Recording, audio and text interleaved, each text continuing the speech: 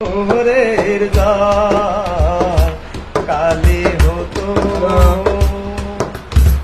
পৃথিবীর সব গাছ লিখনি হতো আর সারাটি জীবন শুধু